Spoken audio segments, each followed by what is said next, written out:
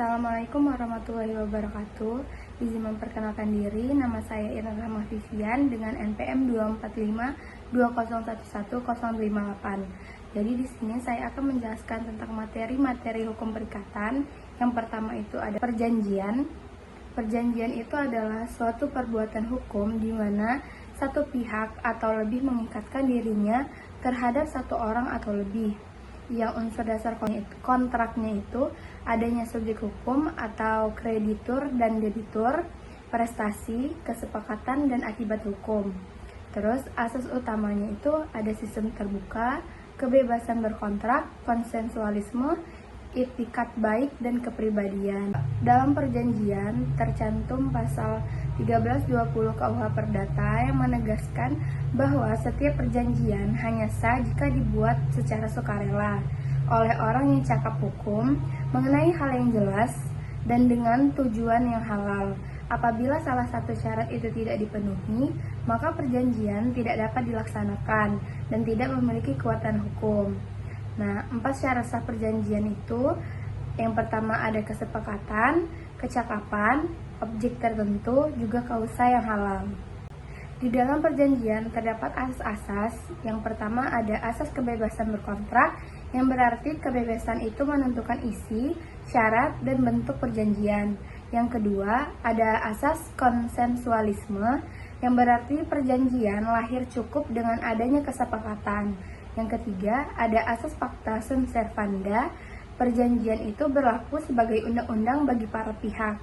Yang keempat ada asas itikat baik, yang berarti pelaksanaan perjanjian harus didasari kepercayaan dan kemauan baik. Yang kelima ada asas kepribadian, perjanjian itu hanya mengikat pihak yang membuatnya. Lanjut ke materi perikatan.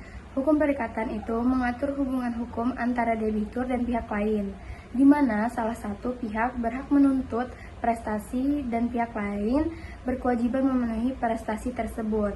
Terus, perikatan itu dapat berbentuk bersyarat, bertengah waktu, juga alternatif. Nah, macam-macam hapusnya perikatan itu, yang pertama ada pembayaran, yang kedua ada konsignasi, dan yang ketiga ada kompensasi. Wan prestasi adalah keadaan ketika debitur tidak memenuhi kewajibannya sesuai perjanjian. Bisa terjadi karena tidak mampu atau lalai dalam melaksanakan prestasi. Nah, bentuk wan prestasi itu yang pertama itu tidak memenuhi prestasi sama sekali. Yang kedua itu terlambat memenuhi prestasi. Yang ketiga itu melaksanakan prestasi tetapi tidak tepat ataupun keliru. Ada materi perbuatan berlebihan.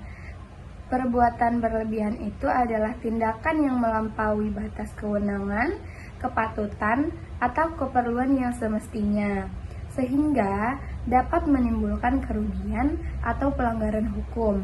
Yang akibat hukumnya itu pertama dapat dianggap melanggar hukum, itu terdapat dalam pasal 1365 KUH Perdata. Yang kedua bisa menimbulkan tanggung jawab ganti rugi ataupun sanksi pidana ataupun administratif.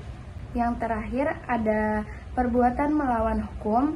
Perbuatan melawan hukum itu adalah tindakan yang melanggar hukum dan merugikan orang lain, yang tujuannya itu memberi keadilan dan ganti rugi bagi pihak yang dirugikan.